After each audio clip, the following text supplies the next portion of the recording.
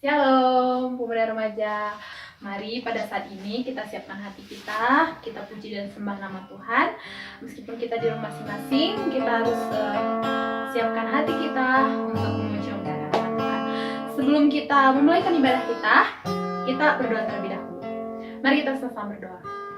Kami bersyukur kepadamu ya Tuhan Yesus, buat kasih setiamu dalam kehidupan kami. Pada saat ini kami mau memulai kebaktian kami, Tuhan yang menyertai kami mulai dari awal, pertengahan sampai pada akhirnya. Terima kasih Tuhan, kami siap untuk memuji, memuliakan namamu pada saat ini.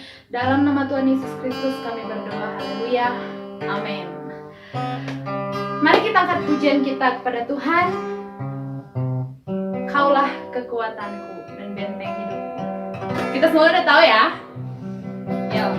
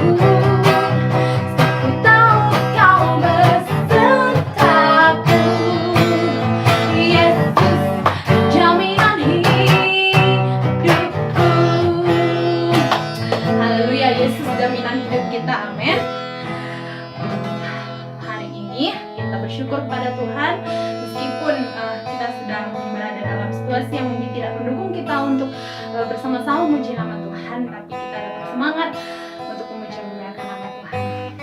Mari kita siapkan hati kita untuk menyembah Tuhan. Kita siapkan hati kita siapkan jiwa kita untuk memuji dan memuliakan nama Tuhan. Haleluya. Kita katakan pada Tuhan, kuasamu terlebih besar, Tuhanku terlebih besar. Hanya Engkau Tuhan penolongku. Haleluya.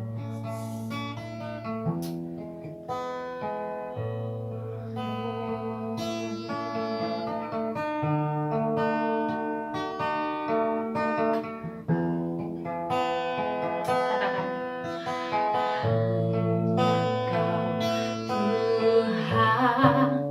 Tuhan penolongku.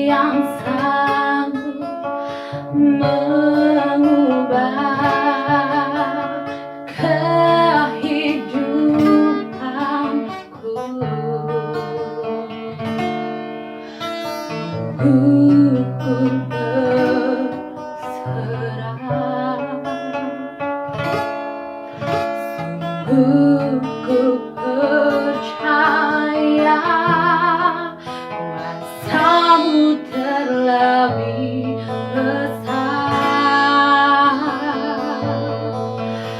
Tuhanku terlebih besar, tak pernah terlambat janji-Mu ya Tuhan, menolong hidupku.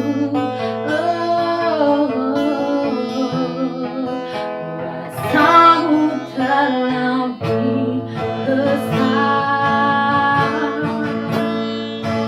Tuhanku terlebih besar, tak pernah terlambat janji-Mu ya Tuhan, pulihkan hidupku. Katakan, hanya Kau Tuhan penolongku. Oh Tuhan, oh, yang selalu setia bersamaku.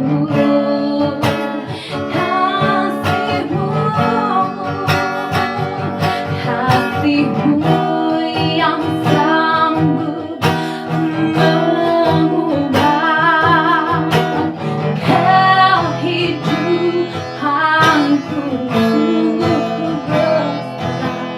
Sungguh ku berserah, sungguh ku percaya kuasa-Mu terlebih besar, Tuhanku terlebih besar, tak pernah terlambat janji-Mu ya Tuhan, menolong hidupku. Kuasa-Mu terlebih besar, Tuhanku terlebih besar, tak pernah terlambat janji-Mu ya Tuhan, pulihkan hidupku. Haleluya, sembah Tuhan. Haleluya, terima kasih Tuhan. Oh, haleluya, terima kasih Tuhan. Haleluya, haleluya, oh, terima kasih Tuhan. Mari sama-sama katakan, Tuhanku terlebih besar, oh, Tuhanku terlebih besar, tak pernah terlambat janji-Mu ya Tuhan, penolong hidupku. Kuasa-Mu terlebih besar, kuasa-Mu terlebih besar, Tuhanku terlebih besar, tak pernah terlambat janji-Mu ya Tuhan, pulihkan hidupku. Haleluya. Mari kita sama-sama berdoa. Kami bersyukur kepadamu ya Tuhan buat kasih setia-Mu dalam hidup kami. Pada saat ini kami sedang memuji memuliakan nama-Mu Tuhan. Biarlah pujian dan penyembahan kami dapat berkenan di hati-Mu ya Tuhan Yesus. Sebentar kami akan mendengarkan firman Tuhan. Biarlah Tuhan Yesus yang menyertai sehingga firman-Mu dapat menjadi kekuatan dalam setiap kehidupan kami. Terima kasih Tuhan Yesus, terima kasih Bapa yang baik. Kami siap Tuhan untuk mendengarkan firman-Mu pada saat ini. Di dalam nama Tuhan Yesus Kristus kami berdoa dan mengucap syukur. Haleluya. Amin. Shalom teman-teman semua, gimana kabarnya? Semoga teman-teman semua selalu dalam keadaan sehat, bersukacita, dan tentunya diberkati oleh Tuhan. Puji Tuhan, pada saat ini kita berjumpa kembali di Youth Connect, masih secara online, namun itu semua tidak akan mengurangi sukacita kita untuk bersekutu bersama di dalam hadirat Tuhan. Ya, puji Tuhan, pada malam hari ini kita akan bersama-sama mempelajari firman Tuhan. Kita akan mengambil tema tentang pengharapan. Ya, pengharapan tidak mengecewakan. Kita tahu bahwa pengharapan yang kita letakkan, yang kita taruh di dalam Tuhan, itu pasti tidak akan mengecewakan kita. Karena Tuhan pasti akan menggenapi segala janjinya. Oke, kita akan baca di dalam Roma pasal 8 ayat 18 sampai 25. Mari kita baca. Sebab aku yakin bahwa penderitaan zaman sekarang ini tidak dapat dibandingkan dengan kemuliaan yang akan dinyatakan kepada kita. Sebab dengan sangat rindu seluruh makhluk menantikan saat anak-anak Allah dinyatakan. Karena seluruh makhluk telah ditaklukkan kepada kesia-siaan, bukan oleh kehendaknya sendiri, tetapi oleh kehendak Dia yang telah menaklukkannya. Tetapi dalam pengharapan, karena makhluk itu sendiri juga akan dimerdekakan dari perbudakan kebinasaan dan masuk ke dalam kemerdekaan kemuliaan anak-anak Allah. Sebab kita tahu bahwa sampai sekarang segala makhluk sama-sama mengeluh dan sama-sama merasa sakit bersalin. Dan bukan hanya mereka saja, tetapi kita yang telah menerima karunia sulung roh, kita juga mengeluh dalam hati kita sambil menantikan pengangkatan sebagai anak, yaitu pembebasan tubuh kita. Sebab kita diselamatkan dalam pengharapan. Tetapi pengharapan yang dilihat bukan pengharapan lagi. Sebab bagaimana orang masih mengharapkan apa yang dilihatnya? Tetapi jika kita mengharapkan apa yang tidak kita lihat, kita menantikannya dengan teguh. Puji Tuhan. Nah,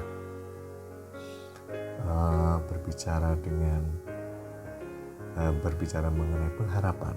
Nah, ini pasti bukan kata yang asing di telinga kita. Bahkan sebagai orang percaya, pengharapan merupakan bagian dari iman kita kepada Tuhan Yesus. Ya, namun masih banyak orang yang tidak dapat menerima keadaan yang tidak menyenangkan dalam hidupnya. Nah, mungkin mereka mulai mengomel, memberontak, dan menyalahkan Tuhan untuk apa yang telah dialaminya. Nah, ayo, mungkin di antara kita masih ada yang seperti itu, pernah melakukan seperti itu. Nah, hal ini mungkin akan berlanjut pada tindakan dan tekad yang keluar dari permasalahan yang ada. Apapun caranya, tidak peduli apakah jalan yang ditempuhnya itu nanti berujung kesia-siaan atau tidak. Nah, seperti ada tertulis, ada jalan yang disangkal orang lurus, tetapi ujungnya menuju maut. Nah, banyak orang-orang mengira bahwa jalan yang ditempuhnya itu sudah benar dan pasti akan memberikan jalan keluar. Mungkin banyak orang juga yang masih berpikiran bahwa ketika dia mengandalkan pikirannya sendiri, maka dia akan mendapatkan jalan keluar. Mungkin dia hanya menerima hal-hal yang masuk akal di dalam pikirannya sendiri. Akan tetapi belum tentu itu akan membawa dirinya ke dalam jalan yang lurus, jalan yang benar, jalan yang mendatangkan keberhasilan atau mendatangkan suatu pengharapan yang besar bagi dirinya. Bahkan mungkin ujungnya malah menuju maut. Itu mungkin adalah hal yang beresiko, atau mungkin adalah resiko yang diterima seseorang apabila dia mengandalkan pikirannya sendiri, mengandalkan kekuatannya sendiri. Padahal di dalam Alkitab pun juga menegaskan bahwa terkutuklah orang yang mengandalkan manusia, yang mengandalkan kekuatannya sendiri, dan hatinya menjauh daripada Tuhan. Nah, kalau misalnya memang manusia itu mengandalkan dirinya sendiri, nah itu berarti dia sama aja akan menuju ke kebinasaan. Karena ketika dia mengandalkan pikirannya sendiri, maka dia akan mengesampingkan kekuatan Allah, kekuatan Tuhan yang itu adalah satu-satunya jalan keluar. Sekuat apapun, sehebat apapun manusia, kemampuan dan kekuatan yang dimiliki, itu manusia itu terbatas, kita terbatas. Contohnya pada saat tahun-tahun ini aja, kita sedang mengalami pandemi virus corona COVID-19. Nah, ketika kita mempunyai kekuatan, bahkan di dalam tubuh kita ada antibodi, namun ternyata ada virus baru yang muncul. Nah, sekuat apapun kita, ternyata kita juga tumbang juga akhirnya. Manusia banyak yang menjadi korban. Nah, meskipun secara alami tubuh kita memproduksi antibodi, namun karena ini virus tergolong baru, maka mungkin akan butuh banyak penyesuaian yang dimana tubuh kita melakukan penyesuaian yang ekstra keras gitu. Nah, ini membuktikan bahwa sekuat apapun manusia, sekuat apapun diri kita bisa diserang, kita bisa jatuh. Kekuatan kita terbatas. Akan tetapi kita percaya bahwa kekuatan Tuhan itu tidak terbatas. Kekuatan Tuhan itu mampu mengalahkan segalanya.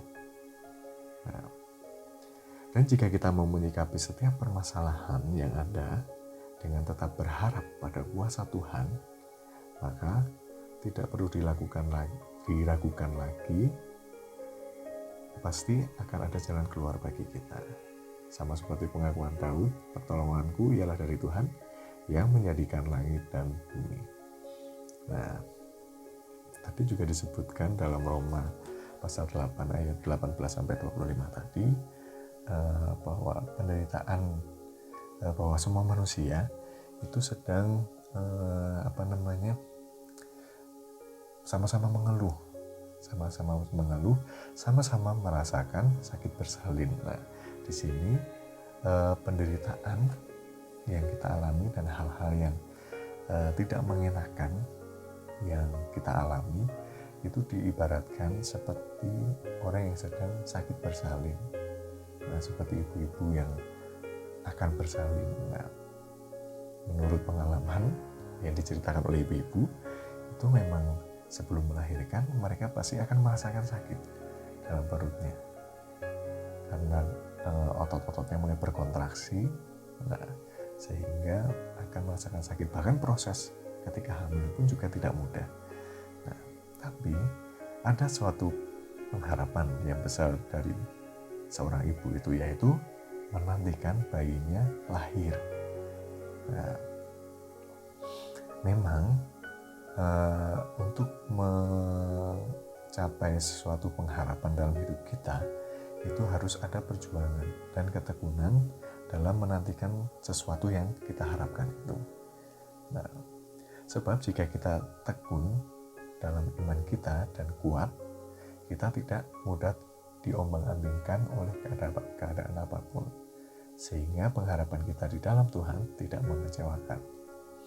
Nah, sama seperti ibu-ibu yang sedang mengandung tadi, nah, pasti akan, meskipun ibu-ibu tersebut merasakan suatu kesakitan ketika hamil, pasti kan dia akan berjuang sekuat tenaga, menantikan bayi itu lahir ke dunia dengan cara tetap merawat bagaimanapun caranya, bayi ini akan dirawat sesuai dengan prosedur yang baik, sesuai dengan arahan-arahan yang baik, dan pasti akan mempunyai pengharapan bahwa bayinya akan lahir dengan sehat.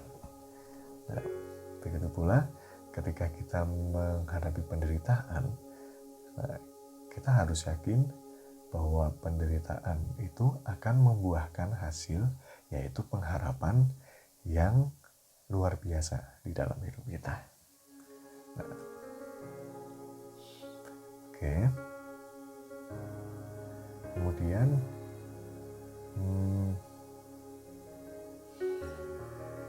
namun seringkali pengharapan itu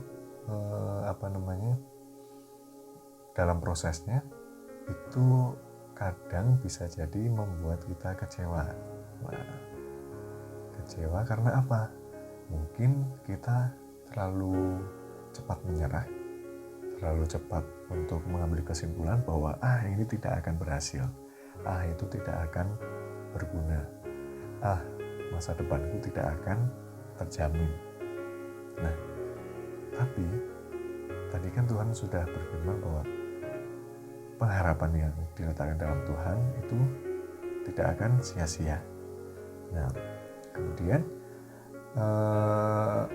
apa yang harus kita lakukan, kemudian apa yang harus kita ubah pola pikir kita supaya pengharapan yang kita taruh, yang kita miliki itu tidak berakhir dengan kekecewaan, tidak menjadi pengharapan yang mengecewakan. Nah, kita harus tahu yang pertama bahwa pengharapan itu merupakan proses. Kita harus melihat pengharapan sebagai suatu proses. Nah, prosesnya apa? Mari kita baca dulu di Roma pasal 5 ayat 2-5. Oleh Dia kita juga beroleh jalan masuk oleh iman kepada kasih karunia ini. Di dalam kasih karunia ini kita berdiri dan kita bermegah dalam pengharapan akan menerima kemuliaan Allah. Dan bukan hanya itu saja, kita malah bermegah juga dalam kesengsaraan kita, karena kita tahu bahwa kesengsaraan itu menimbulkan ketekunan, dan ketekunan menimbulkan tahan uji, dan tahan uji menimbulkan pengharapan. Dan pengharapan tidak mengecewakan, karena kasih Allah telah dicurahkan di dalam hati kita oleh Roh Kudus yang telah dikaruniakan kepada kita. Nah, di sini disebutkan bahwa kita harus melewati yang pertama tadi apa? Ya, kesengsaraan dulu. Nah, dari kesengsaraan akan menimbulkan ketekunan, ketekunan akan menimbulkan tahan uji, dan tahan uji akan berbuah pengharapan. Nah, jadi ketika kita meletakkan suatu pengharapan, kita harus sadar dulu bahwa ada proses yang harus kita lakukan, yang harus kita jalani sebelum kita mencapai pengharapan itu. Ya, jadi kita harus bersiap, mempersiapkan diri bahwa harus ada proses yang harus kita lalui.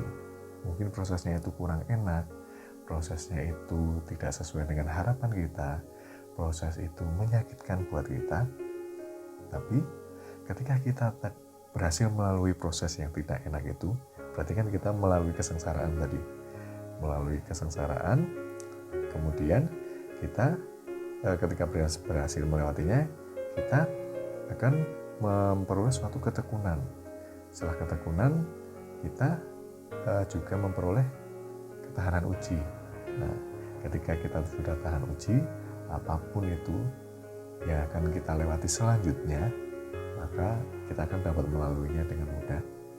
Pengharapan yang kita pegang tadi itu juga tidak akan hilang, malah menjadi semakin kuat sehingga kita dapat bermegah di dalam pengharapan kita. Nah,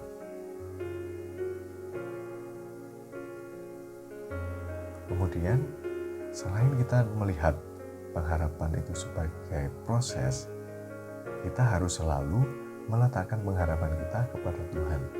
Ya. Jadi jangan kita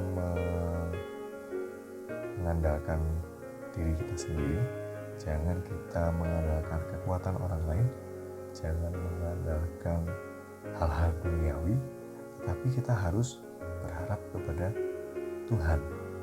Meletakkan seluruh pengharapan kita kepada Tuhan, karena hanya Tuhan yang mampu menguatkan kita, hanya Tuhan yang mampu memberikan pertolongan yang dapat membawa kita ke dalam pergumulan yang indah, ke dalam suatu masa depan yang baik. Nah, kemudian di dalam Mazmur pasal 147 ayat 11 berkata bahwa Tuhan senang kepada orang-orang yang takut akan Dia, kepada orang-orang yang berharap akan kasih setia-Nya. Nah, kalau kita berharap kepada manusia, berharap kepada kekuatan kita, berharap kepada harta kekayaan kita, itu dapat mengecewakan diri kita. Semuanya itu fana dan tidak mempunyai kekuatan yang sedahsyat kekuatan Tuhan. Nah, bahkan ketika kita mempercayai seseorang, mempercayai orang-orang yang ada di dekat kita, mereka bisa saja mengecewakan kita. Akan tetapi, satu-satunya pengharapan yang tidak pernah mengecewakan kita ialah pengharapan kepada Tuhan. Sebab apapun yang terjadi, rancangan Tuhan bagi kita itu adalah rancangan damai sejahtera. Ya. So, mari kita berharap hanya kepada Tuhan, supaya kita memperoleh ketekunan dan ketahanan uji, sehingga pengharapan yang kita miliki di dalam Tuhan itu tidak mengecewakan. Amin. Demikianlah firman Tuhan yang dapat kita pelajari bersama-sama. Semoga dapat memberkati kita semua. Mari kita mengucap syukur kepada Tuhan atas firman Tuhan pada malam hari ini. Bapa kami yang baik, kami bersyukur atas firman-Mu yang telah kami pelajari bersama-sama. Kiranya Tuhan menolong setiap kami, mampukan setiap kami, anak-anak-Mu, untuk selalu memiliki pengharapan yang besar di dalam Engkau. Selalu mengandalkan kekuatan yang dari Engkau dan tidak mengandalkan kekuatan kami sendiri maupun kekuatan orang lain ataupun kekuatan dunia ini. Karena kami percaya hanya Tuhanlah sumber segala kekuatan kami. Sehingga Tuhan, kami dapat melalui setiap proses yang harus kami lalui.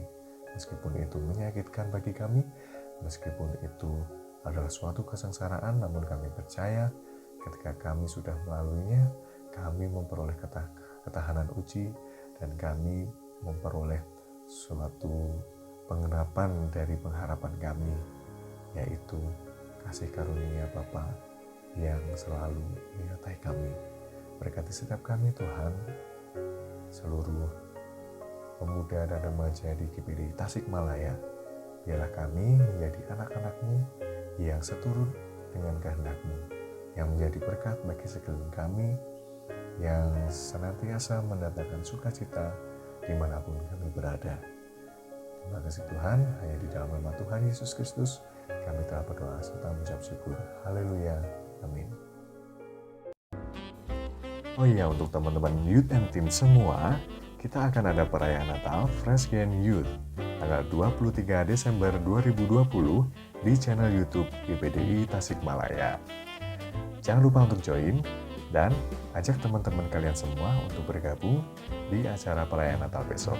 So, kita akan berjumpa lagi di Youth Connect selanjutnya.